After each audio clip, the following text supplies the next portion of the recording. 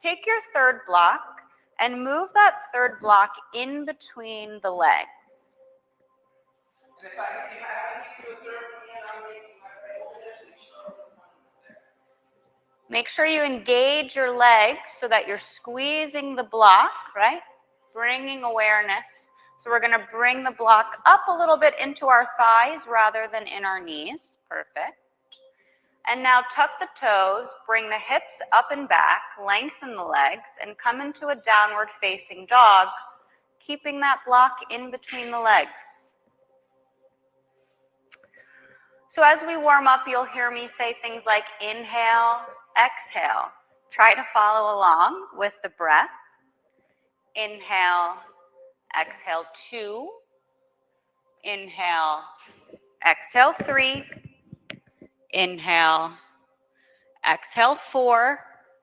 Inhale, exhale 5. Walk your hands forward a little bit. It's a little short. Inhale, hips up and back. Exhale 6. Inhale, exhale 7. Inhale, exhale 8. Inhale, exhale 9. Inhale, exhale 10.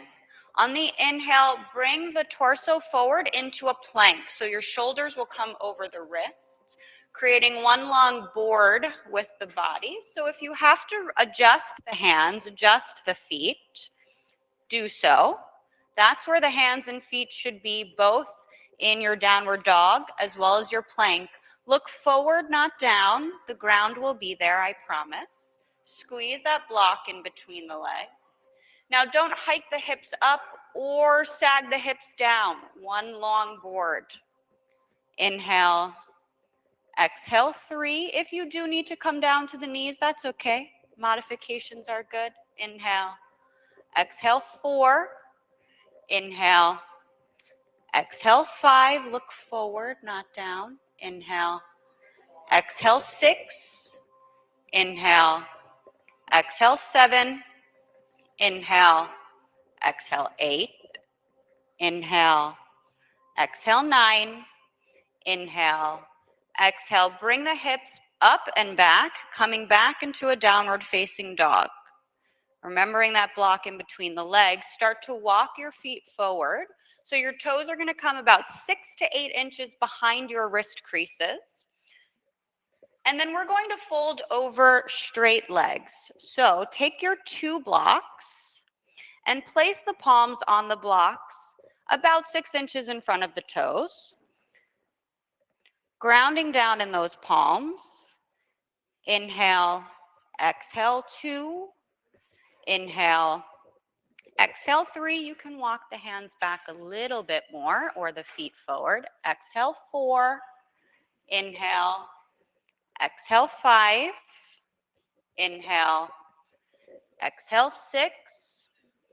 Inhale, exhale 7. Inhale, exhale 8. You can turn the blocks up to all different levels in order to straighten the legs. Exhale 9. Inhale, exhale 10. Now take the block out from between the legs and move the feet about as wide as the mat. You're going to turn your feet out like a ballet dancer. Your toes can come on the floor and the heels will stay on the mat. And then keep that block handy. Put the block underneath your sit bones and come to sit down on the block. You can put it on its highest setting, like this. You can turn it down 1. Christina, turn it up at least 1 more. There you go. Now bring the hands in heart center. Bring the elbows in between the thighs to press the thighs out, coming into a yogi squat. Inhale, exhale 2. Inhale, exhale 3. Inhale, exhale 4. Inhale, exhale 5. Inhale, exhale 6. Inhale, exhale 7. Inhale, exhale 8. Inhale, exhale 9. Inhale, Now take the block out from underneath the sit bones, and then with control, come to sit down on your sit bones and lengthen the legs out in front of you. Keep the block handy, we'll use it again, but for the moment, you're free from it. Now dorsal flex your feet, so that means toes point up toward the ceiling, pressing through the heels. And then inhale, bend the right knee into the chest. Exhale, place the right foot on the outside of the left knee. It can come to the outside of the left calf. It does not need to come any higher. Now take the left elbow, bring it to the outside of the right knee, and then on the exhale, twist to the right. Your right hand will come behind you, behind the sacrum, and look in the direction that you're twisting. Inhale, exhale 1, inhale, exhale 2, inhale, exhale 3, sitting up tall, inhale, exhale 4, inhale, exhale 5. Inhale, come back to center. Exhale, extend the right leg so it's meeting the left. Inhale, bend, so not leaning back, we're gonna sit up straight, there you go. Inhale, bend the left knee in. Exhale, place the left foot on the outside of the right knee or right calf. It does not need to come any higher. Then bring the right elbow to the outside of the left knee, and on the exhale, twist to the left. Inhale, exhale 1, inhale, exhale 2, inhale, exhale 3, inhale, exhale 4, inhale, exhale 5. Inhale, bring the torso back to center. Exhale, extend the left leg. Right and left legs are both extended. Now bend both of your knees. Place the feet on the ground where the knees were, so there's a little space in between, about hips width distance apart. Take your block, your third block, and now instead of this way, we're just going to turn it that way. But again, kind of bring it up here. Now bring the fingertips 6 to 8 inches behind the sit bones, facing toward your torso.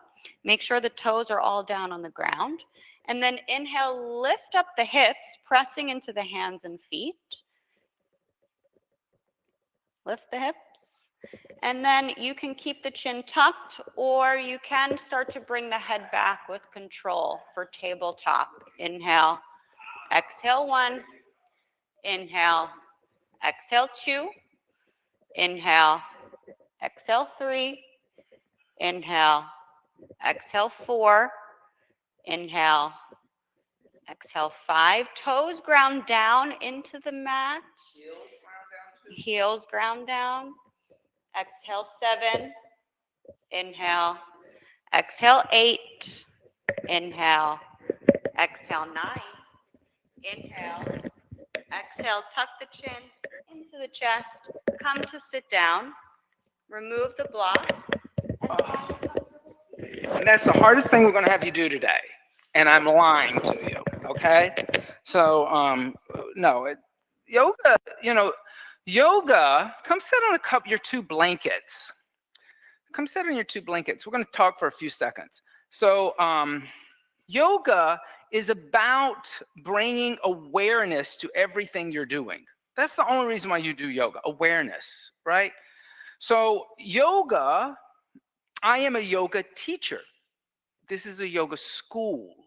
A lot of times when you go to different places and practice yoga, you go to your gym, you go to other studios, they never tell you what to do. They just let you, because they don't really believe that yoga should be taught. They don't want to make you feel bad. My feeling is like, if you want to become a concert pianist and you want to play at Carnegie Hall, you got to first start by learning to practice a scale. You can't play Chopin the first day. That's just the truth. So there's a misconception that like you can just come to yoga and, oh, I know what to do in yoga. We're going to teach you yoga from its foundations. Like, where is your foot? What is your foot doing? Where is your back leg? Where are you looking? Like, right? So that it brings more awareness to everything you're doing. You can take this and take it out of this room and then go out into the world and bring more awareness to everything that you're doing, right? That's the only reason why you do yoga. This is a 4-week course. This is the first week. First week is standing asanas. Standing asanas reveal our willingness to connect to the earth. This floor, this bamboo floor is the earth.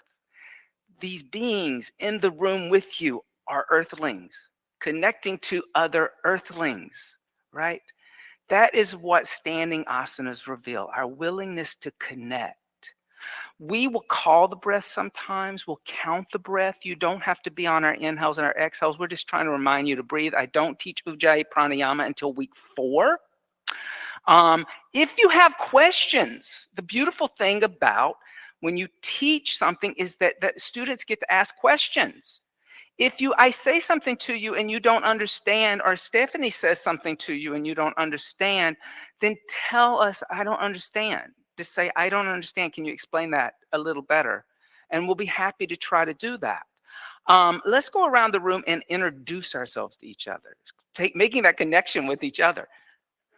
Dominga, Carrie, Samantha, Isabel, Christina, Kevin, April, Lauren, Michael, Espen, and I'm Austin. So let's start out by bringing your mat. Your mats are pretty close to the wall, but I want you to come and lay down on your back with your feet against the wall, your legs together, your feet together, and move your blankets off to the side and come lay down on your back. You're going to start by laying down. Isn't that nice? All right. So you're going to put your feet against the wall. Now, I'm going to be honest about your little socks. April, right? April, I'm not crazy about those little socks. You know why? Because you can't really feel what your feet are doing. So I would take them off. Unless, sometimes people get scared, but you have your own mat, so you're not going to get a foot fungus from your own mat, okay? But now you will be able to feel your feet. So everybody, extend your legs out. Put your feet on the wall. Your heels are going to be on the floor. Bring your toes and your feet to touch. Your heels to touch. So when your feet come together, you don't even have to look down and you know where your legs are. Now, looking up at the ceiling, first, turn your palms to face up toward the ceiling. Notice how your shoulders just roll back. Keep your shoulders where they are, and then turn your palms to face in toward your hips. And bring your arms next to your body. And then looking up at the ceiling, no, look at me, look up at the ceiling. I want you to close your eyes, and I want you to feel the connection you're making to the earth. I want you to feel where your body is touching the earth and the wall. Your feet are touching the wall. Feel the negative and positive shapes. Feel where there is, and when I say negative shapes are where the space is between the earth and your body. And just breathe. Inhale. Exhale 1. Inhale. Exhale 2. Inhale. Exhale 3. Inhale. Exhale 4. Inhale. Exhale 5. Good. Then bend your knees into your chest. Give your knees a little hug. Roll over to the left side and come sit back up. Okay? And you can come back onto your blanket if you want to. What did you notice, Samantha, about what that felt like? What did that feel like? Calming. What did it feel like physically? That's emotionally. What did it feel like physically? Hard? You felt the firmness, or that's interesting. You felt the firmness of the ground supporting you, and there was a certain connection that was allowing you to it was telling you where it wanted you to be on the ground. The earth was telling you where you wanted to be. What did you notice, Kevin? There's the curves of the spine. What did you notice, April? The ground is supporting. I love that one. That one's good. What did you notice, Michael? Peaceful. It's emotional. What did you experience physically?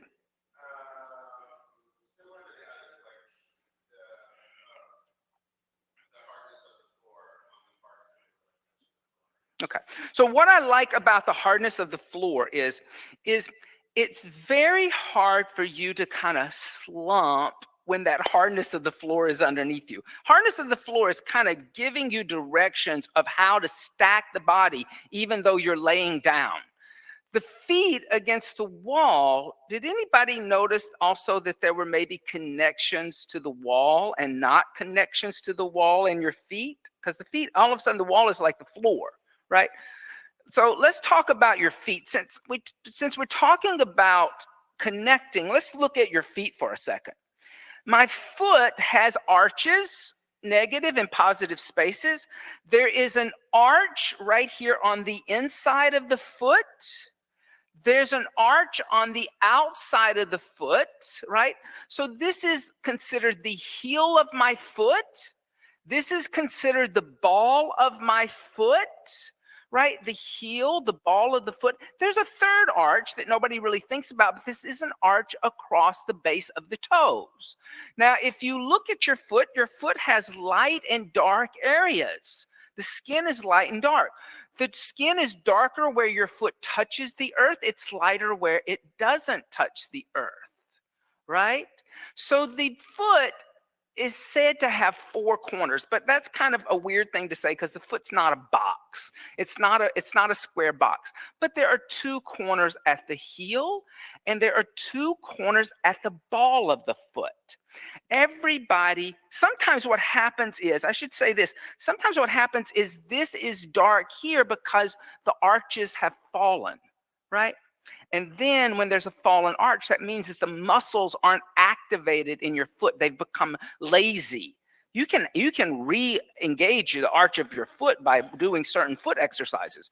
I want to try one of those exercises with you. Everybody come stand up. And I want you to take two blocks and you're going to place them. This is going to be slightly different for everybody.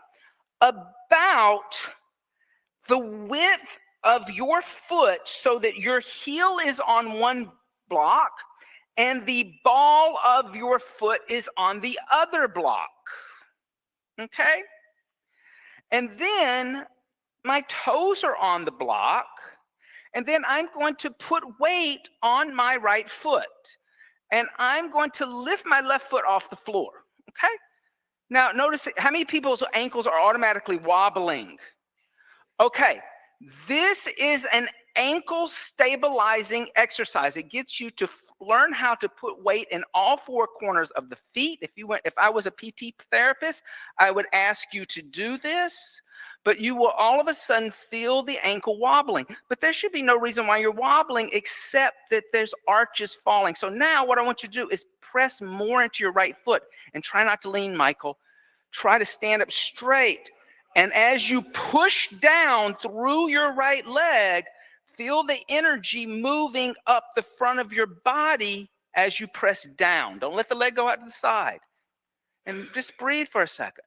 Okay? Now step off and switch. Step on with your left foot. Now you may notice that one foot is stronger, and ankle is stronger than the other. Then lift your right foot off the floor. Now as you do this, press in through the left side of your body into the floor. Stabilize yourself from wobbling. Okay? Do you feel how you're pressing down to lift up and to stabilize? Okay? Good. Then step down. Now, that teaches you how to activate your foot. So everybody say Tadasana. Tadasana means mountain seat. Mountain seat is the first asana I teach you. Why? Because all other asanas come out of this ability to stand up. Without being able to stand up, then we could not do any asanas, right?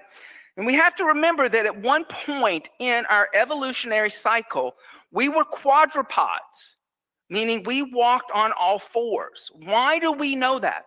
Because our heart is way up here in the left side of our body, like a horse or a dog. Most bipods, their heart is a little lower, kind of in the middle of their body. They started out as bipods. So we made this transition of one day standing up. And to stand up, you have to push down and lift up and actually have energy go down at the same time. So mountains are doing the same thing. They're pushing up toward the heavens, but at the same time, they're grounding down. They're stabilized. Like you can't knock a mountain over. Well, I guess we could now in modern times by bulldozers or something crazy like that. But you can't just go push a mountain over, right? So the idea of stabilizing and finding that connection of pressing down and pressing up is the foundation of all the other asanas, okay? So from here, come off of your rubber mat. I like yoga mats, they're rubber and all that, but the problem is you can't feel your feet, and I want you to feel your feet. Now, everybody first take a block and take this block and put it again between your legs. Now, I want you to do this because I'm going to talk to you about the pelvis, because the pelvis matters here, okay? When we talk about yoga asana, there are 3 pelvic tilts. There is a post-anterior pelvic tilt, there's a neutral pelvic tilt, and there is an anterior pelvic tilt. All right? So I want you to imagine that the block is a tube of toothpaste. The tube of toothpaste is open in the back of the block. And I want you to squeeze the block with your thighs and shoot toothpaste on the wall behind you. Okay? What is happening to your hips and pelvis to do that? You're leaning forward. Your chest now leans forward. What do you notice about the feet? I know, but where's the weight now in the feet since you just push the toothpaste? Really? You sure? You don't feel like it's more in the toes? Do this. Push the toothpaste back. Where's the weight? It's in the toes. Okay. So anterior pelvic tilt will cause you to put more weight in the front of your foot. Okay. Now act like the opening of the toothpaste is in the center of the block, and I want you to push the toothpaste into the wall in front of you. Where is the weight of your foot now? In the heels. Okay. Now I want you to bring the toothpaste to the center and not squeeze the toothpaste out, but actually press in with your thighs and shoot the toothpaste evenly front and back. Where is the weight of your body and your feet now? It's balanced. All right. So take the block out. So here, what we just learned is the hips will determine what is going on with the weight of the feet. A anterior pelvic tilt will lean me forward and put weight in my toes. A post-anterior pelvic tilt will put weight in my heels. A neutral pelvis will put weight evenly through both sides of the feet, through the heels and the balls of the foot. What we're looking for is equal weight distribution through the feet. Not too much in the heels and not too much in the ball of the foot. But your feet are connected to your hips through your legs. So whatever your hips are doing, the legs are doing. That's another teaching of yoga. Everything is interconnected. Everything matters. What my finger is doing, my arm is doing, my elbow is doing, my shoulder is doing. If I move the finger, I move the bone here. It's not, the finger is not isolated onto itself. It's interconnected. So, bringing your feet together. Big toes and heels touch. In my tradition, I teach Tadasana with the feet together. Why? Because when I bring my feet together, I know that my feet are parallel. I'm not in position 1 like a ballet dancer, or one foot is not turned in or out. Then 2, I can start to feel, and this is where feeling comes in instead of just physically noticing what's going on, but also physically notice what's going on through feeling. The two come together. Is I can feel that my inner and outer arches are lifting or not. So what I want you to start out by doing is taking all 10 toes off the floor. Lift all 10 toes off the floor. And then as you lift all your 10 toes off the floor, activate both your inner and your outer arch like you're trying to make a little bridge with your feet. And imagine that a little brook is running underneath the center of your feet. Can you feel that? Don't put a dam there. Keep that inner and outer arch lifted, making that little bridge shape, okay? Gently, starting with your baby toe, put your toe down. Go to your next toe. Don't look down to do it. Do it by feeling. And then put your third toe down, and then put your big toe down. Now, don't grip your toes. Let the toes extend and spread out. Now, feel. Move up to your inner ankle. Are your ankles touching? Lift your inner ankles up. Don't look down to do it. Just feel it, feel it, feel it. Now, what I want you to do is I want you to soften your knees. So, Michael, soften your knees. Good. Why? Because with a soft knee, notice the difference between a bend and softness. So let's look at me for a moment. Everybody look at me. So this is a soft, look at my knees. Look at my knees. This is a bend. When I bend my knees are in front of my ankles. This is a lock knee. I push my hips back and the knees are moving back. This is a soft knee, meaning that my knees are still over my ankles. So soften your knees. Notice how when the knees are soft, you can move your pelvis. Notice when you lock your knees, you can't move your pelvis. When you bend your knees, you can't move your pelvis. You should be able to move your pelvis. Remember, I started out this teaching about the pelvis, right? So softness in the knees. Now bring your hands to your pubic bone. Bring your hands to your sacrum. Move your pubic bone and your sacrum toward each other, neutralizing your pelvis. So I'm not sticking the tailbone back, nor am I sticking the pubic bone forward. Good. Now bring the hands to your belly button and your lower back. Lift your belly button up, lengthening a little bit, and then press up with the back of your hand, lengthening your back. Good. But don't stick your booty out to do that. That may happen, like you may go back into an anterior pelvic tilt, right? Then bring your hands alongside the body. Now, interlace your fingers together. Place them on the top of your head. Now, press down with your hands and then push up with your feet. Grow a little taller. Then notice, because you're pressing your hands into the top of your head, your gaze is at the wall in front of you. Slowly allow your arms to float down the side of your body, turning your palms inward towards your body. Now lift your shoulders up towards your ears. Notice how that does not feel good. Now move your shoulders back toward the wall behind you. Notice how that does not feel natural. Bring your arms alongside the body and reach your fingers down toward the floor, energizing the fingers, feeling gravity pulling through your arms. Keep your gaze at the wall in front of you and breathe. Inhale. Exhale, 1. Inhale. Exhale, 2. Good.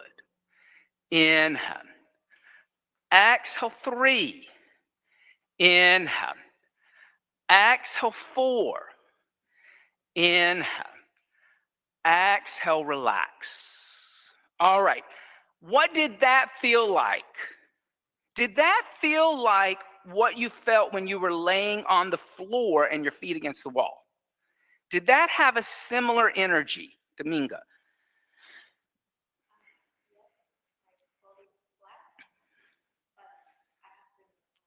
You had to work harder.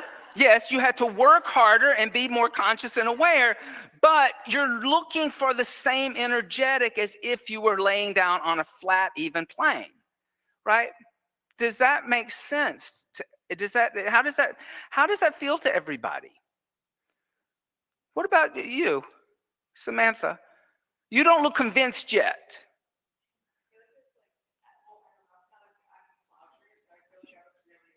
Yes. Yeah, you have to, and see but see, I like that there becomes a consciousness. She said, I'm a sloucher.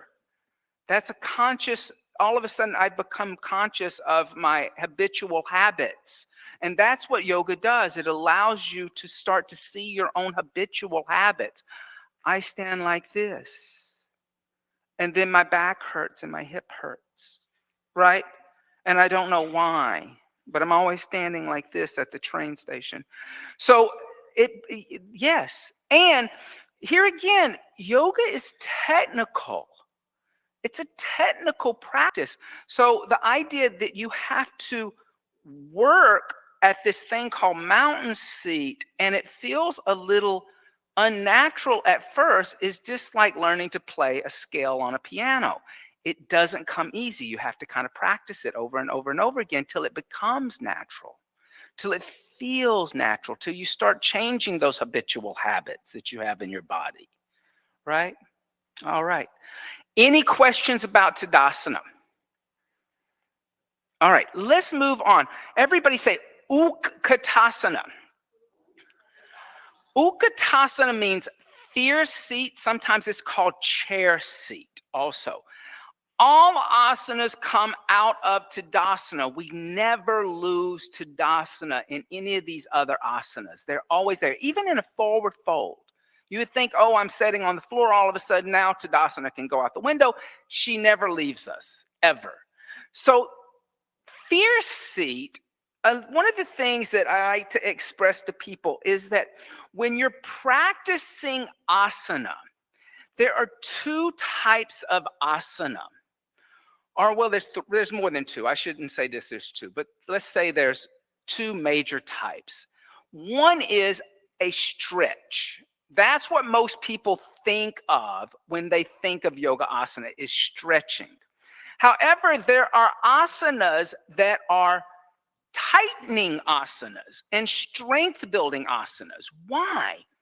Well, biomechanically in your body, for anything to stretch, something has to contract.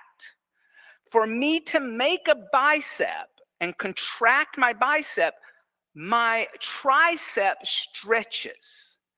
For me to contract my tricep, my bicep stretches. There is never a moment where everything's stretching all at the same time. You can have moments where more of the body is contracting than stretching, but even then there's some stretching having to go on somehow, isotonic or isometric, okay? There are these asanas that are strength building and contracting are to build heat in the body. They're to make your body hot so that when you go to do a stretch, the body is warmed up enough to do a stretch. Utkatasana, or fierce seat, is a heat-building asana. It is a contraction of all the muscles in the body. So let's start here again by bringing that block in between your legs. Why? I want you to know what you're doing with your pelvis again. Because in Utkatasana, one of the biggest mistakes made is what people do with their pelvis. They go into an anterior pelvic tilt. Now, with the block between your legs, notice what your feet are doing. You're going to have to look down. Make sure they're parallel to each other. You don't want your feet turned out. And also, you don't have to bring your feet together with the block between your legs. Now, also have a second block ready, okay? Now, we're going to add in some ideas about what's going on in your arms and your shoulders. So first, I'm going to extend the block out in front of me. I'm going to hold it like this. Now, what does everybody feel how your shoulder is neutral, just like it was in Tadasana mountain seat, right? It's a neutral shoulder because the palms are facing inward. I want you to lift your index finger and your thumb away from the block and have a little external rotation of your shoulder. All right? Now, what I want you to do is I want you to feel where your hips, your knees, and your ankles are. Okay? And Samantha, notice that you're kind of leaning back. there. Now, I want you to bend your knees, but I want you to keep your shoulders over your hips and then squeeze your butt and squeeze the block like you're trying to crack a walnut. Notice if, Michael, the first thing you want to do is lean forward. Pull your shoulders back toward the wall behind you. So move your tailbone toward your knees and your belly up toward your throat. There you go. Now lift your arms up and bring the block in line with where the wall meets the ceiling. And then press the outside of the block and pull your belly in and pull your ribs in. Bend your knees a little bit more and sit lower in a chair. That's why they call this chair. But there should be some engagement. So Christina, move your hips back a little bit. Pull your, right there. Exhale, 1. Yes. Inhale. Exhale, 2. Inhale. Exhale, 3. Inhale. Exhale, 4. Inhale. Exhale, 5. Come stand up and take the blocks out. Does everybody feel a little warmer after that? Okay, that is a heat building asana. That's to heat you up. Okay, now let me, so one of the things, if you've gone to other places and you've taken yoga classes at a gym, first time I ever did it, I was in a yoga class and I did Utkatasana like everybody else in the class. I went like this. Right? And then the teacher's holding us there and we're all trembling. The thing is that when you do it like I just did it with an anterior pelvic tilt, the chest leaning forward into a forward fold, there's no core, okay? It's a core activation. So what I'm looking for in a Utkatasana in Urban Sadhu Yoga is I'm looking for you to maintain Tadasana. You don't have to bend as far. You don't have to go down as low as everybody thinks you have to go. In reality, what I'm looking for is going from Tadasana, mountain seat, to a bend in the knees and a lifting the arms up and pressing the palms together. Notice how there is still the stability of a Tadasana unlike that. Do you see the difference between those two different shapes? Right? So there's like not as much of a deep bend to activate, because once you go too far into it, everything just kind of falls apart. Okay? So let's try it now without any props. Bring your feet together, big toes and heels touch. And then your hands are by the side of your body, Tadasana. You already learned Tadasana, so you're going to tuck the tailbone under, shins lift up, quadriceps lift, rib cage moves in. Yeah. Now, bend your knees, keep your shoulders over your hips. So don't lean back and don't lean forward. Good. Now, lift your arms up and press your palms together. Then move your index fingers away and your thumbs away from each other and push through the outside of your arms and roll your shoulders back. So you're not bending your elbows. So Michael, bend your knees a little bit more. Bend your knees a little bit more. Sit in a chair and breathe. Inhale. Exhale, 1. Inhale. Exhale, 2. Inhale. Exhale, 3. Good. Inhale. Exhale, 4. Inhale. Exhale, 5. Inhale, come up. And exhale, Tadasana, mountain seat. All right. Whoo. How does that feel? Does that feel different from those of you who have maybe practiced a Utkatasana in a vinyasa class somewhere? Yeah? Did it feel different? You've never done it before. Okay. So this is the only way you know how to do it. So when you go, everybody will be amazed when you go to somebody else. Go, I heard the Utkatasana is so good. I don't know where she learned that from. All right.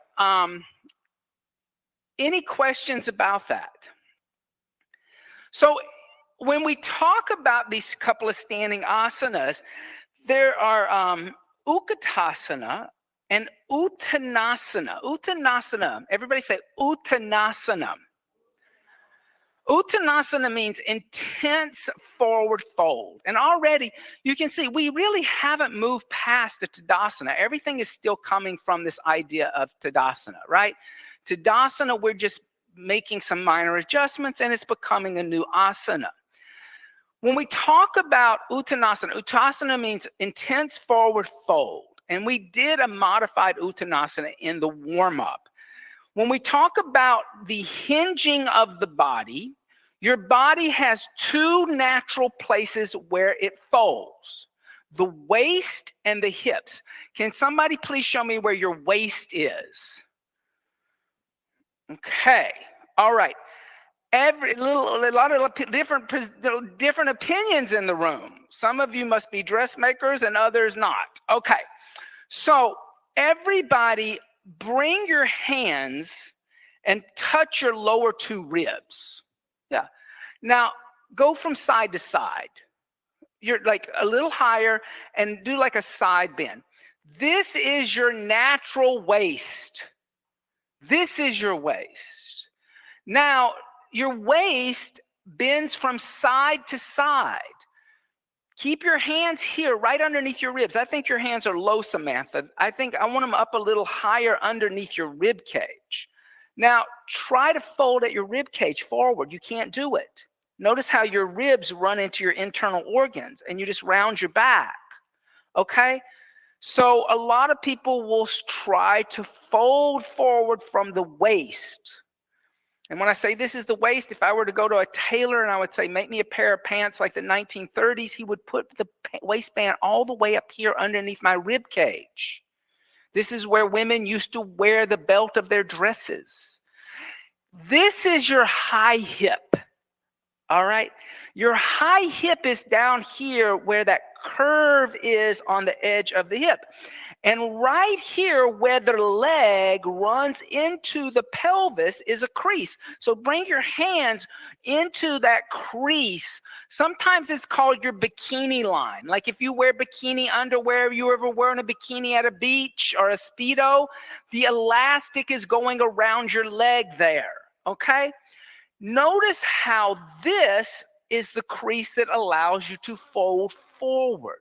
Push your fingers into the hip crease and fold forward with a flat back halfway. And then come back up and stand back up. Then fold forward and come back up. Good. Now, what did you notice about your feet when you folded forward? Your weight came forward. Okay, should it come forward? Probably it should stay neutral. That's the biggest mistake that most of us make. What did I ask you? Remember when I asked you about an anterior pelvic tilt? I said, when you do an anterior pelvic tilt, what happens to the weight in your feet? It goes into the ball of the foot. All right, so most of us, when we do a forward fold, the first thing we do is we do J-Lo. And then after J-Lo, we fold forward, okay? I want you to try to not do J-Lo or Kim Kardashian. You're going to try to stay in a neutral pelvis. Let's come to the wall. Bring 2 blocks over to the wall, okay? I'm going to come over to this wall. Now, this is going to be slightly different for everybody. I have a big caboose, so I'm going to be a little further away from the wall. People who have a smaller caboose are going to be a little closer to the wall, but you're not going to be slammed up against the wall like we did last time. So what I want is I want to stand about, let's say my palm away from the wall. So I'm not touching the wall. I'm going to have the wall there so I have some indication of what I'm doing, okay? Now I'm going to reach back in my buttocks. There are these 2 bony bones. I can reach into my flesh and I can feel them. They're pointy. Do you feel them? That's called your sit bones. Your sit bones are kind of like little tail lights, all right? You want your sit bones to lift up in a forward fold instead of go backwards. Okay? So, standing, like I said, about a hand away from the wall, one hand, I'm going to reach back and I'm going to grab my sit bones. And I'm going to lift my booty up. I'm going to lift the flesh of my booty up. So you got your hands a little bit on your bring it down a little lower. It's almost where your bikini line is, where the elastic is in your pants in the back. Okay? Now lift straight up with your hands. Now start to hinge at your hip crease and don't let your behind touch the wall, Kevin. Don't let your behind touch the wall. Start to fold forward. Keep the equal weight distribution through your feet. Then allow your hands to slide down your thighs, hands on your blocks, and then look back at your knees. And then make sure, try that little trick where you lift all 10 toes up and find that equal weight distribution through your feet, and then put your toes down and breathe. Inhale. Exhale, 1. Good. Try to put your palms flat. Inhale. Exhale, 2. So here, I don't want you touching the wall. You shouldn't be touching it. So step forward a little more. Step forward a little more. A little more. Yeah, be more generous. Now fold forward. Exhale, 3. Now move weight this way. Keep your hands down. Move weight forward. Keep your heels. Now we're getting somewhere. Put your hands back here. Yeah, there you go. But feel the hips, the knees, and the ankles over each other instead of your behind on the wall. Does that feel different? Yeah, there you go.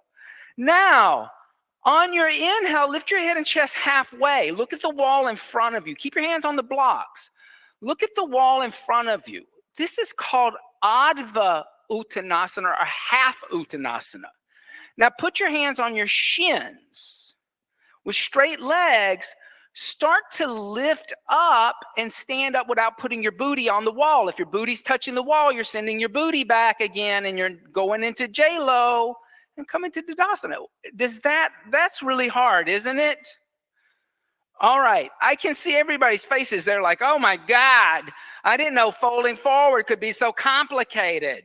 Well, what you're trying to do here again is bring consciousness to a forward fold that you do all the time. I'll go all over town. I see a penny. I pick that penny up. I picked that penny up. I didn't have any consciousness in how I did this. I just reached down, bent knees, threw my back out, right? So what I'm actually now saying is become aware of what's going on. And as I hinge, I don't want to lose Uttanasana.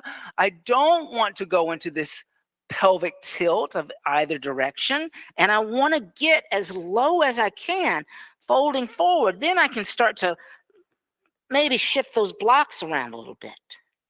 But then as I come up, I'm going to come up with the same energy of a mountain growing out of the earth by pressing down. Come back to the front of the mat. So here, we're going to take the blocks. You're going to put them on either side of your legs so that your blocks are right next to your shins. Okay? All right. And you're going to stand in between those blocks. Yeah. And then you're going to come into Tadasana. So I mean, I need to pull the pubic bone toward the tailbone. I need to pull the ribs in. My gaze is at the horizon. All 4 corners of the feet are pressing down. Now, exhale, start to hinge forward. As you hinge forward, don't lose the equal weight distribution through your feet. Put your hands on the blocks next to your legs. Then see if you can lower the blocks down to a second setting. Then see if you can drop the blocks down to the first setting and extend your arms and push your hands away into the earth and look back at your knees. Try not to lean back into the heels. Try not to lean forward. Keep that equal weight distribution and breathe. Inhale. Exhale, 1. Inhale. Exhale, 2. Inhale. Exhale, 3. Inhale. Exhale, 4. Inhale. Exhale, 5. Now on your inhale, lift your head and chest. Look up. Keep your hands on the floor blocks. Coming into an Adva Uttanasana. Now think about a deadlift at a gym. Press into your feet and come stand up with straight legs. And bring your shoulders over your hips. Tadasana, mountain seat. All right. Woo! How did that feel? What did you learn about that? What was something you discovered, became aware of? Hamstring stretch, tightness of the hamstrings. Did anybody feel when you came up how important the core is? That there's a core activation to come up without bending your knees and roll up one vertebrae at a time, right? And that's what, see, this is here again, activating muscles and heating muscles. So all of a sudden I have to have core awareness to fold forward with a flat back and lift up with a flat back without bending the knees and starting to roll up. I have to become aware of this. We'll talk more about core as we keep going on. Core is important. A lot of people don't understand why we put a plank in your warm-up. The plank is there so you start to have core development, right, in the warm-up. But a plank is nothing more than a Tadasana on its side. That's all a plank is. Your warm-up in a plank is Tadasana on your hands and the balls of your feet. That's all it is. You're looking to still do a Tadasana, right? Any questions? All right. All the wisdom of the universe has landed on top of you. No questions. Good for me. All right. Everybody. Now, let's how are we going to do this today? Let's take our belt, okay? And I want you to take the belt, and I want you to take the belt down the center of your mat.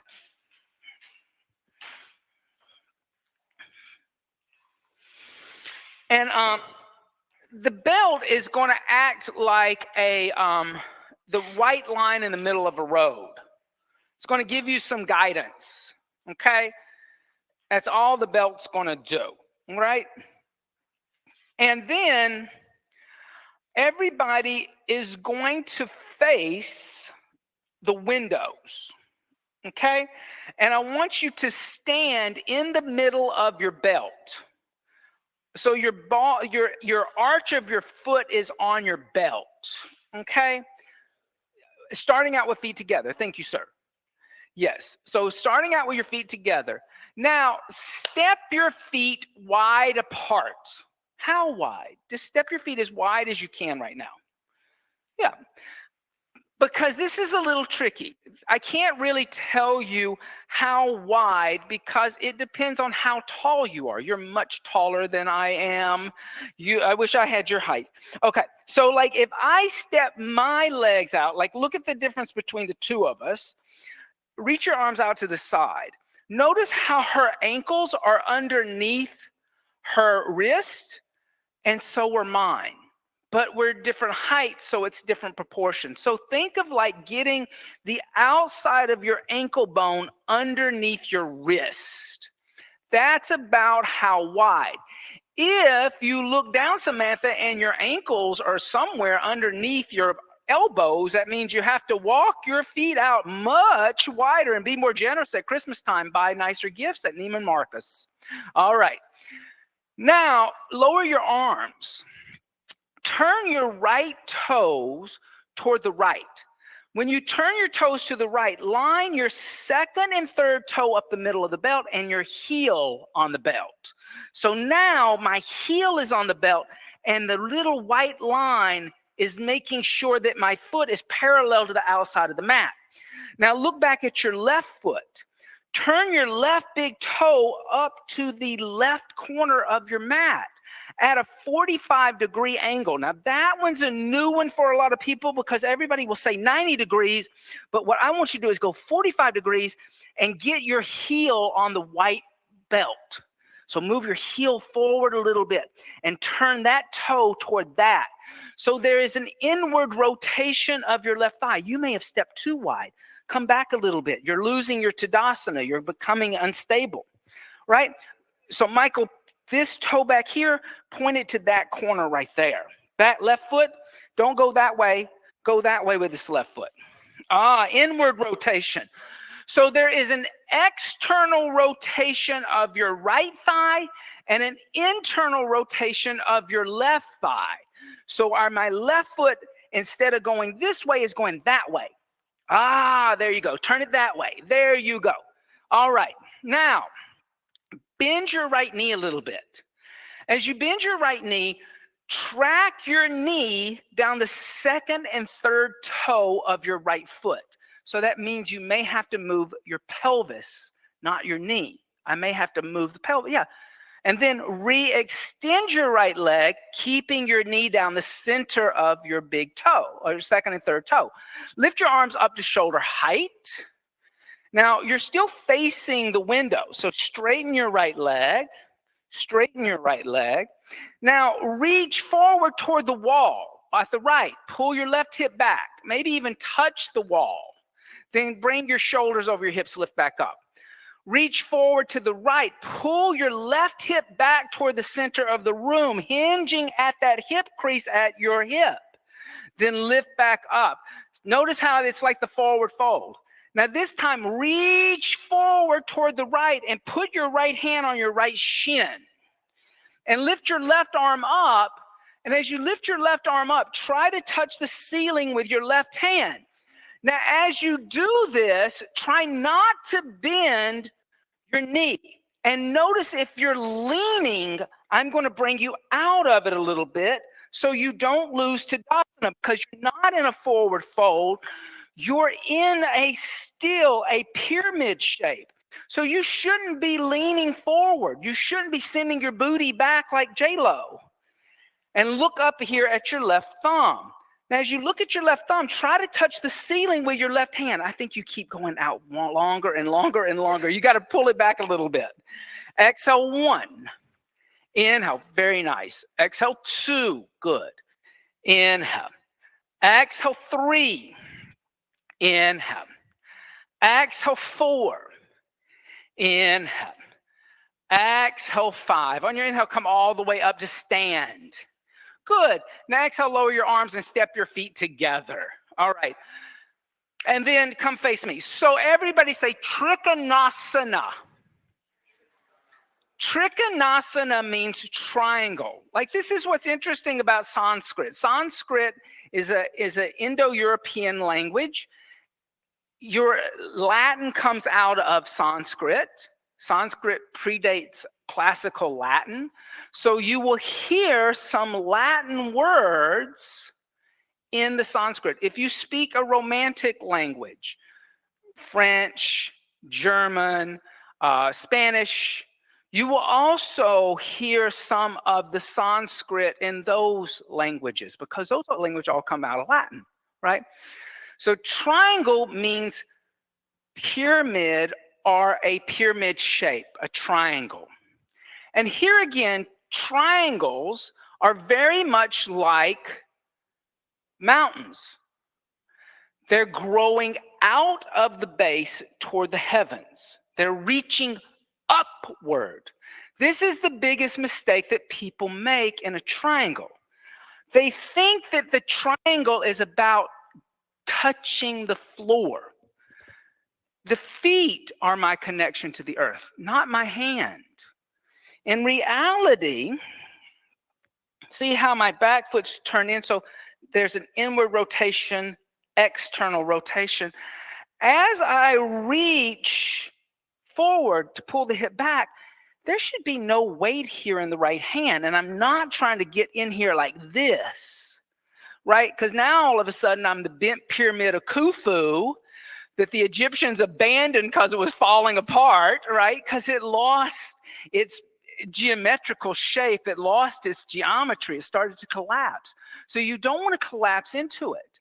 In fact, what I'm looking for here is this lightness in the hand that almost is not even touching the shin, but I asked you to touch your shin so that I know my shoulder and hips and head are all in the same plane as a triangle.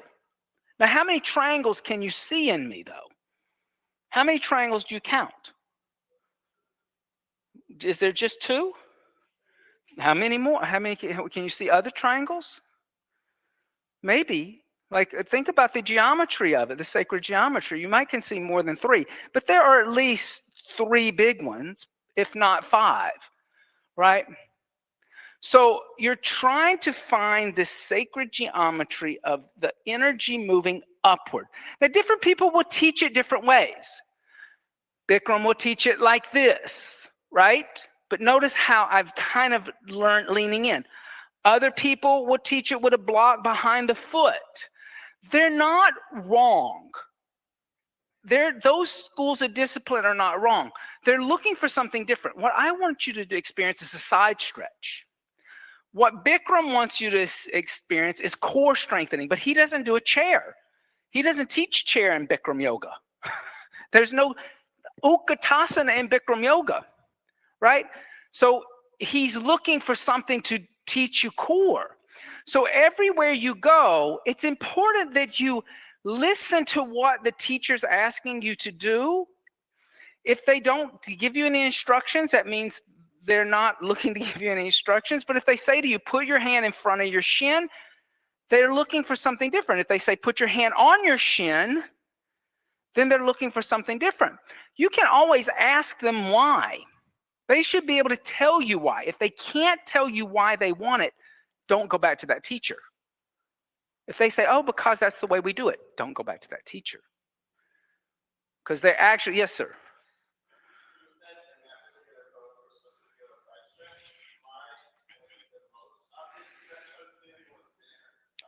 Inner thigh stretch. So it's a side. That's a side. That's a side. In other words, I don't want you to feel a forward fold. I don't want you to experience that. I want that side, side, side. And the more you lift up to touch the ceiling, the more you're going to feel a side stretch in the torso. Okay, does that make sense? All right, any questions about Trikonasana? Okay, everybody face the wall. Let's do the left side. Step in the middle of your mat and your balls at your feet on your little belt. Then jump your feet wide apart this time. Jump apart. Yeah, you know how wide. Extend your arms out, and you want like right here. So you could be a little bit right there where my finger is, a little bit wider, but no wider than that. You got a lot of openness in the inner thighs. Don't just go to you're in a split, okay? Now turn your left toes to the left. Line your second and third toe down the white belt and your heel on the belt. Then put your right heel on the belt and turn your right big toe up to the front left corner of your mat. So yeah, there you go, there you go. Now bend your left knee just a little bit. Stay balanced. Bend your left knee a little bit. Track your knee down your second and your third toe. Then extend your left leg again. Straighten your left leg. Now reach forward to the left, then come back up. Then reach forward at your hip crease. Feel your hip crease. Come back up. Then reach forward, put your hand just below your knee joint, and then reach your right arm up. Now touch the ceiling with your right arm, and here again, try not to lean toward the windows. How am I going to do that? I'm going to pull the ribs in. I'm going to pull the tailbone in. That's better. Not as big of adjustment as last time. And breathe. Inhale. Exhale 1. Good. Inhale. Exhale 2. Inhale. Exhale 3. Inhale. Exhale 4. Inhale. Exhale 5. And inhale. Lift all the way up to a standing position. And then lower your arms and step your feet together. Woo! Did that feel like more of a side stretch?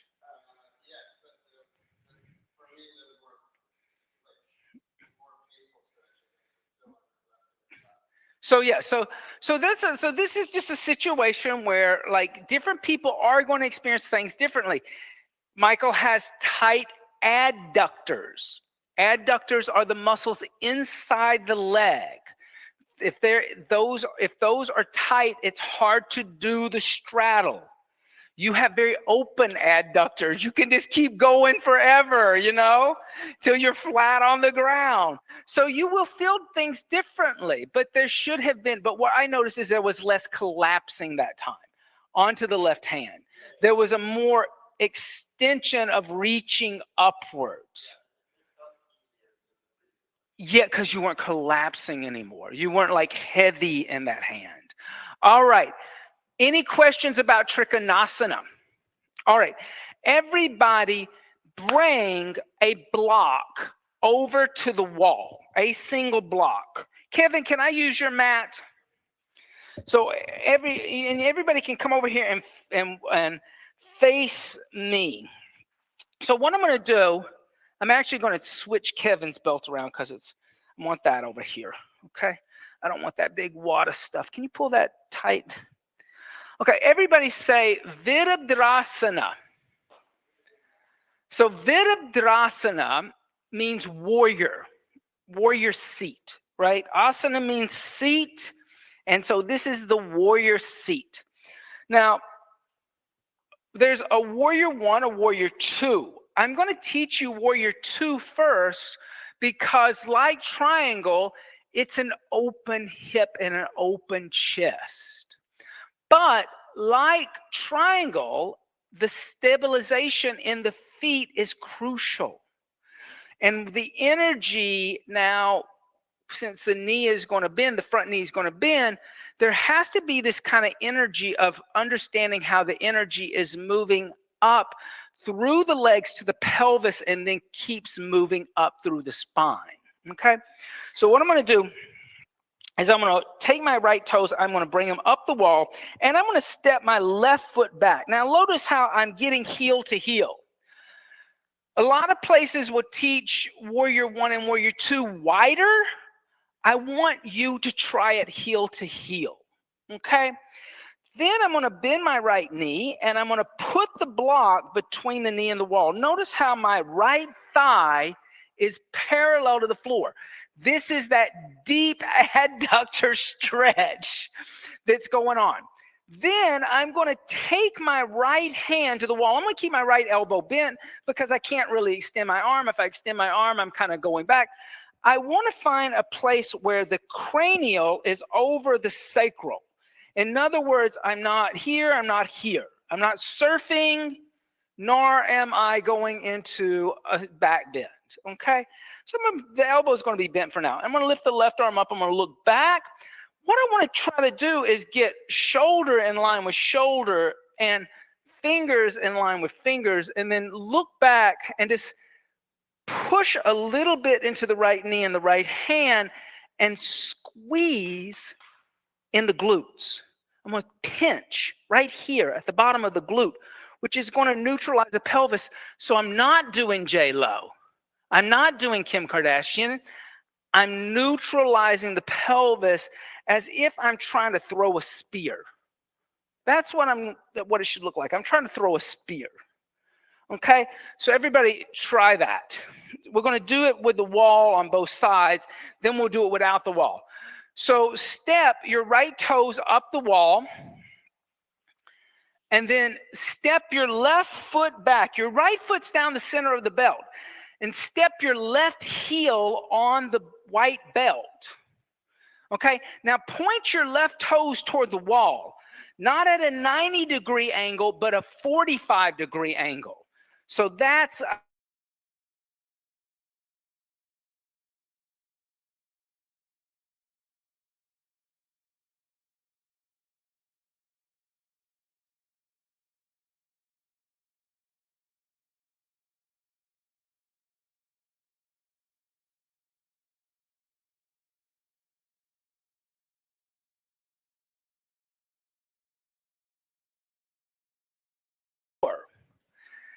Now, once your leg is parallel to the floor, so you need to move this mat up so you're standing on the mat, because it's just kind of going with you. Yeah, like a water slide over here.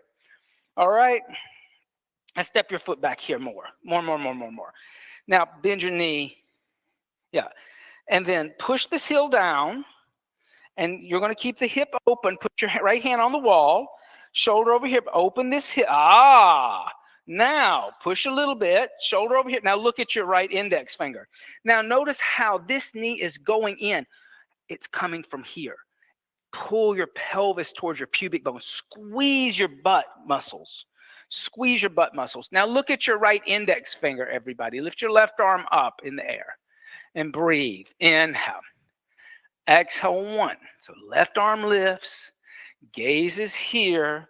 There's a little pressure here. So the cranial and sacral, you're not, there you go. Exhale, 2, activate here. Inhale. Exhale, 3. Okay, so arms not in the air, guys. Arms parallel to the floor back here. Inhale. Sorry. Exhale, 4. Push a little away. Cranial over sacral. Inhale. Exhale, 5. Good. Reach down, grab the block between the knee and the wall. Move the knee away from the block. Switch sides. All right? Flip the sides over. Step your left foot up the wall. Then step your right foot back, heel to heel. Heel to heel alignment. Check your back foot out, turn in about a 45-degree angle. Then bend your left knee and put the block between the knee and the wall. Yeah, check your thigh out. Is your left thigh parallel to the floor, or is it at a little bit of a ramp and an angle? If so, step your right foot back a little more. Give yourself a little more space. Yeah. Then put your left hand on the wall. And here again, reach your right arm up.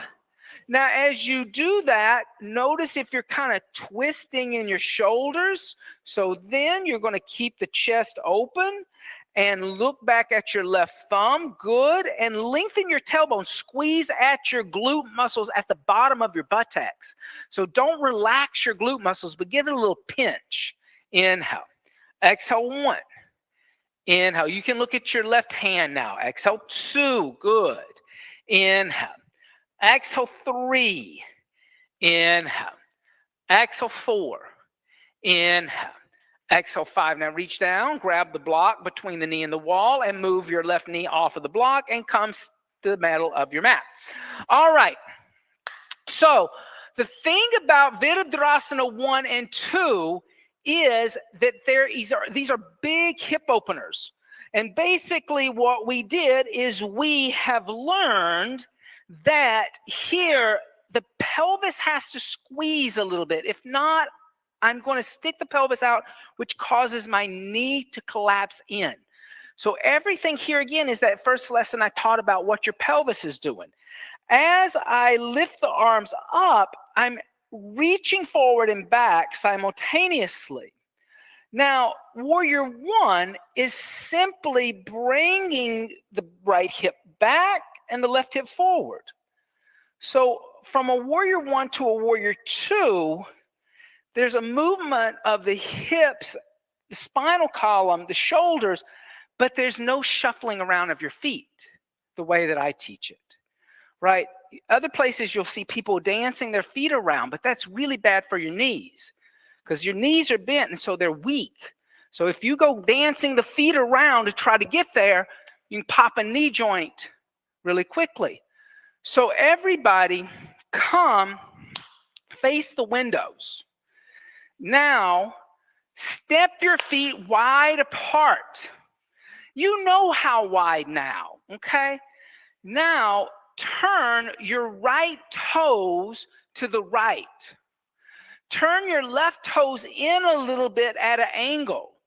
Now, lift your arms up to shoulder height. Look at your right index finger.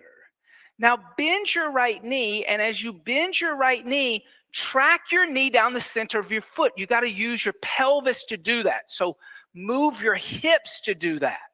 Notice if your right knee is in front of your right ankle. If so, scoot your right foot forward a little bit. Be more generous in your stance, all the way to where my toe is. I'm kind of telling you where. Yeah, there you go.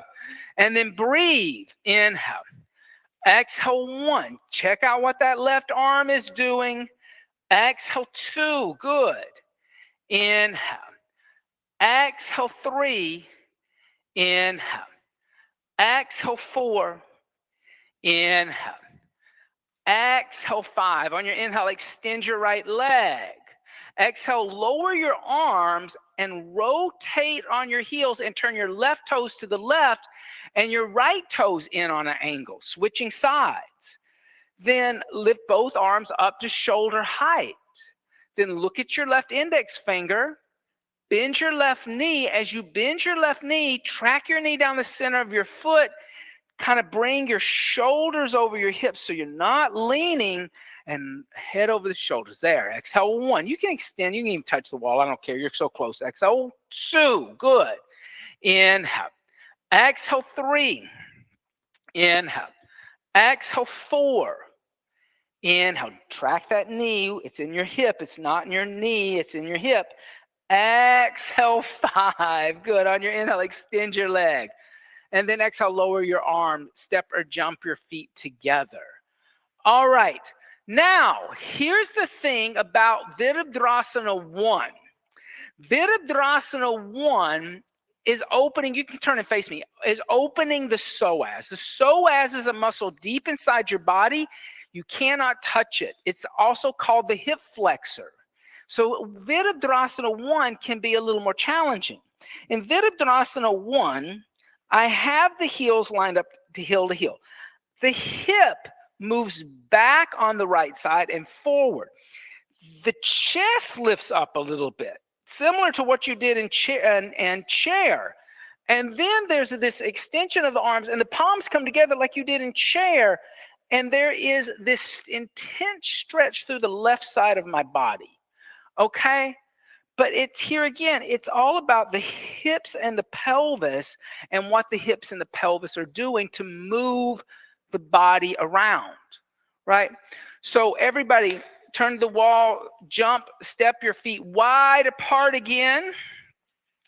Now turn your right toes toward the wall. Line your second and third toe up down the belt. Heel on the belt, so that on the right side. Then line your left heel up with the right heel. So move your left foot forward a little bit so you're heel to heel, and turn your left toe in a little bit. This is why that 45-degree angle is so important, because if your back foot's at a 90-degree angle, you can't close the hip. Then bring your hands to your hips. Now, pull your right hip back and your left hip forward till you're facing the wall. Rotate at your torso. Now, bend your right knee. As you bend your right knee, make sure your right knee is over your right ankle. If not, move your right foot forward. Bring your thumbs into your armpits. Thumbs into your armpits like you're holding up a pair of suspenders. Move your chest up a little bit. And move your right shoulder back and your left shoulder forward as you bend this right knee even more. Now extend your arms out in front of you. Press your palms together like you did in chair. Now move your index finger and your thumb away from each other, outward rotation, and lift your arms up until your fingers are kind of pointing at the same angle as if you were pointing where the ceiling meets the wall. Not by your ears, but actually from your shoulders and heart. Inhale, right there. Notice how all of a sudden you have a space here. Exhale 1, good. Inhale. Exhale 2, good. Inhale. Exhale 3. Inhale. Exhale 4. Now, extension. Inhale. Exhale, open your arms and hips, warrior 2. Open your arms and hips up toward the windows, warrior 2. Notice how all you have to do is open your arms and hips. Good. Extend your right leg. Straighten your right leg. Lower your arms and turn your feet parallel. I know you want to go into triangle. Turn your feet parallel and turn your left toes toward the opposite wall and your right toes in. Notice how when you did that, you didn't have to shuffle feet around. It's all in your torso and your hips. Okay? So now bring your hands to your hips. Pull your left hip back and your right hip forward. That's going to cause you to center your torso down the center of your left leg. If you're still having a little problem, move your back foot at a little bit more deeper angle. Then bend your left knee. As you bend your left knee, track your knee down the second and third toe. You should be able to see your left big toe inside your knee. Then bring your thumbs into your armpits. Lift up in a little bit of a back bend. Lift your chest up so your shoulders are over your hips. Then extend your arms out in front of you. Bring your hands together. Open up your index finger and your thumb, outward rotation, and lift your arms up just a little bit. Shoulders over hips, knees going to bend a little deeper, and there's going to be a little lift at the heart. Exhale 1. Yes. Inhale. Good. Exhale 2. Inhale. Good, everybody. Exhale 3. Inhale. Exhale 4. Now listen. Inhale. Exhale, open your arms and hips up to the windows, warrior 2. Notice how all you do is open the arms and hips. Inhale, extend your left leg.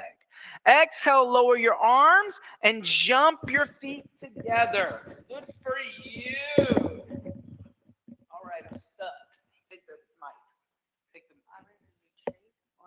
Yeah. Okay. All right. Hello again, everybody. All right. So everybody come this side of the room, face the windows. I'm going to change us up. So this side of the room, face this side. Okay. We're going to do tree pose, Vrikshasana. Say that with me, Vrikshasana. Asana, tree seat. So come to stand next to the wall. A little, like bend the elbow just a little bit. Everybody's will be a little bit different. But essentially when your knee is bent, it's going to be up against the wall. So now come stand in Tadasana. So come back and stand in Tadasana now that you've separated yourself from the wall just a little bit. Okay. Big toes and heels touch. And now shift your weight into the left leg. And come up onto the ball of your right foot. Okay? Everybody onto the ball of the right foot. We remember where that is. And now turn the right knee out. So we've kind of said what happens when we turn the hip out. We turn the knee out and place the sole of the right foot onto the left ankle. So you're going to make connection with the sole of the foot to the inside of the left ankle. Try to keep the hips facing this side toward the windows, that side toward the door. You can use the wall if you need to, but try to balance on the left foot, right? Keeping that strong connection to the earth. Now see what happens when you turn the knee back toward the front. See how the hip position changes, right? And now you can place the foot down on the ground next to the left foot. So now what we'll do is we'll move into, see if you can, give the right knee a little hug. That means shifting the weight into the left leg and giving your right knee a little hug. And then open the right hip and place the sole of the right foot on the calf. So below the knee, but make that connection there with it. And now if you need to move a little bit closer to the wall so that the knee is up against the wall to give you some stability, you can do that. And now if that's good, you can try to take the hand off the wall and balance. You can also reach down and see if you can bring the sole of the right foot to the inside of the left thigh, making that the knee is touching the wall. We're trying to keep the hips facing toward the front So if the knee doesn't come all the way to the side, that's okay. Everybody's hip flexors in a slightly different place, right? But we're feeling how that right hip is open, left hip is facing toward the front of the room. Now you can bring the hands together in heart center in a prayer position and balance here, remembering to breathe. Inhale, exhale 1. We're going to try and keep our hips facing forward. Exhale 2. Inhale, exhale 3. Inhale, exhale 4. Inhale, exhale 5. Now inhale, keeping the eyes open. Bring the knee back toward the front. So remove it from the wall. Give it a little hug. And then place the right foot next to the left. Coming back into Tadasana, the arms come by the side. Did we all feel kind of how that hip moved, right? The left hip was staying straight and the right hip was kind of moving in that socket, right? So now we can, everybody turn around. This side will face the back of the room. This side gets to face the windows now. And so kind of now that we know, right, when our leg is up in tree, we want the knee on the wall. So now kind of create that same distance. It's a little different for everybody, so it's not super scientific, but let's do it one step at a time. So come down into Tadasana, right? Big toes and heels touch. And we're going to do the same thing on the other side now. So first shift the weight into the right foot and come up onto the ball of the left foot. And then turn the left knee out, opening just the left hip and making a connection with the sole of the left foot to the right ankle. That's just so that you can feel the sole of the foot kind of creating that tension with the right leg, right? Also feeling how now the left hip is opening while the right hip stays forward. Remembering to ground down in the right foot as if we are still in Tadasana on that side, right? So we're always coming back to Tadasana. And now you can turn the left knee back in, place the left foot down on the ground next to the right, come into Tadasana. Good. Now see if you shift weight into the right leg, give the left knee a little hug.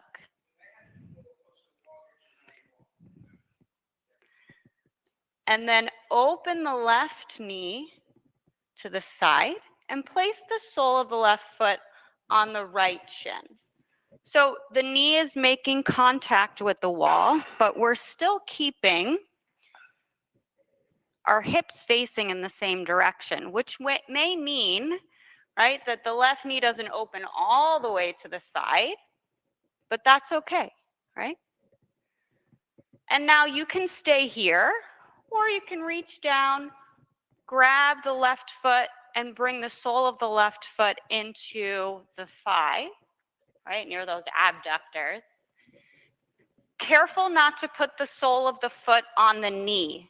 So it's either coming above the knee or below the knee. Very important as you progress in your asana journey, not to put pressure on the knee. And now making sure that that left knee, April, is making contact with the wall. Bring the hands together in prayer and heart center and balance here.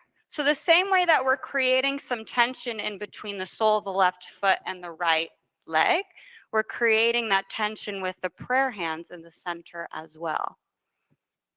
Exhale 2, toes are down on the ground, right?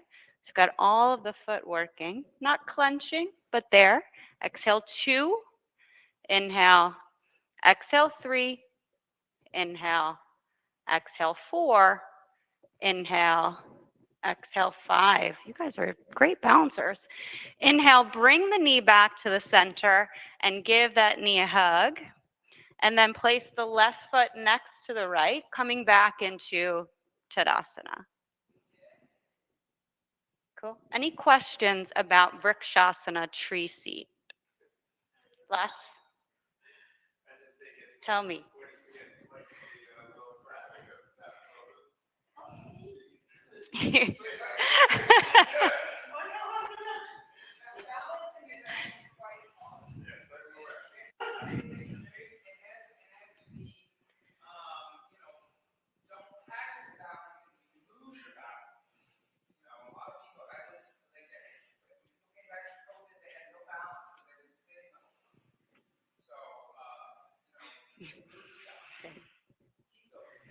Okay. So, Austin, should we move into, we're done with legs up the wall. Okay, great. So, exciting news. We get to sit down. So, everybody take your blanket. Move the mat up against the wall if it's not all the way there yet. Yeah. Okay, I got it. So, and then take your blanket, open the blanket one here, and then place the blanket up against the wall. Michael's got it. Perfect.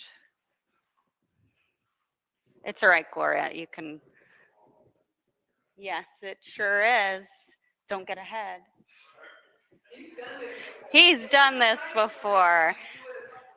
All right.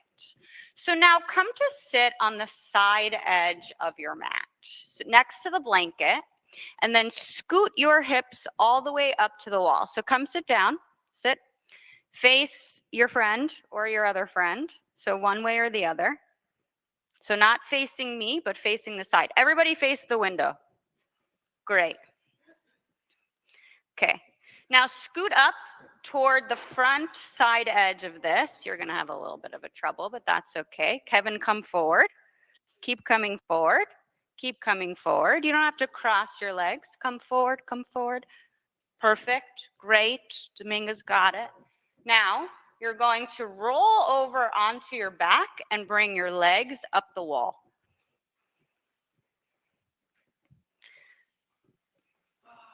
You guys are really, keep moving forward. All right. And now scooch. That's a technical yoga term. Scooch your sit bones to the wall. If they're not there, that's why it's important to kind of get them there before you tip over. And bring those legs up the wall. So Michael, can you get your sit bones any closer? Maybe you have to come up and try again. But making that L shape at the wall, Viparita Karani, legs up the wall. Does it feel?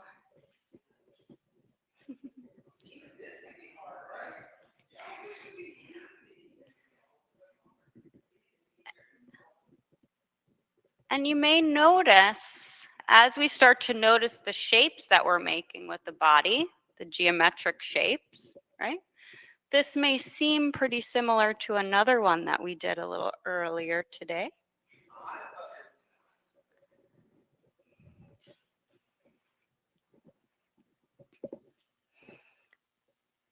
You can keep your feet there. You can keep your feet there. Go ahead.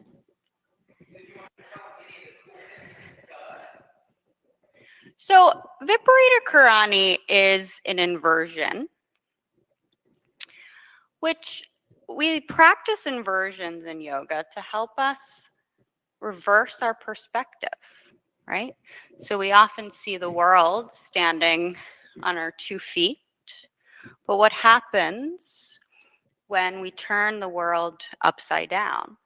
So as Austin was talking about, right? Yoga's bringing awareness to what our body is doing so that we have awareness to what we're doing when we're out in the world, right? Off the yoga mat. And so we change our perspective through different types of inversions, one of them being Viparita Karani.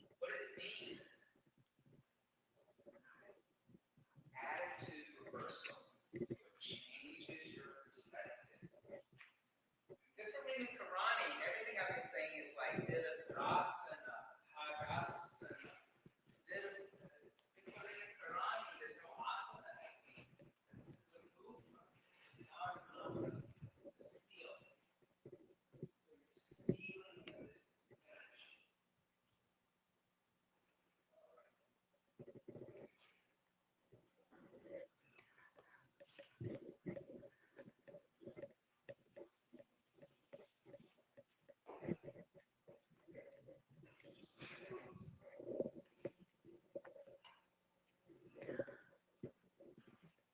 So now, with control, We're going to try and come out of this the way we came into it. So rolling back over onto the side, you can bend the legs.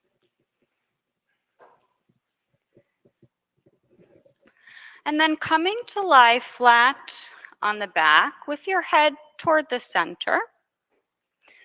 And we're going to set up for Shavasana, final resting seat, corpse seat, actually. And this is the place where we get to relax into the mat. So you can use your props to help you relax. So you can take your blanket, can roll the blanket up like you're going camping. You could put that rolled up blanket underneath the knees. As you come to lie flat on the back, you can place your other blanket on your chest or on top of you if you get cold. It's a little warm in here now because we've been working hard. You can try this way, you can try. So once you've lie down, the feet come out to the side. You've let go of any tension, right, that we've created throughout the class.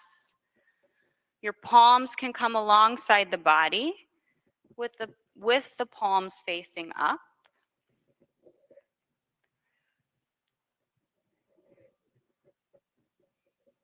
Close the eyes and relax into the mat. So bring your awareness to your toes. Tell the toes, relax. Bring your awareness to your ankles. Tell the ankles, relax. Bring the awareness to the calves. Tell the calves, relax. Bring the awareness to the knees. Tell the knees, relax. Bring your awareness to your thighs. Tell the thighs, relax. Bring the awareness to the glutes. Tell the glutes, relax. Bring your awareness to your fingertips. Tell your fingertips, relax. Bring the awareness to your wrists and your hands. Tell the wrists and the hands, relax. Bring the awareness to the elbows. Tell the elbows, relax. Bring the awareness to the pelvis. Tell the pelvis, relax. Bring the awareness to your chest. Tell the chest, relax. Bring the awareness to the shoulders. Tell the shoulders, relax. Bring the awareness to the chin. Tell the chin, relax. Bring the awareness to the eyebrows. Tell the eyebrows, relax. Bring the awareness to the top of the head. Tell the top of the head, relax. Bring the awareness to the whole body and tell the body, relax.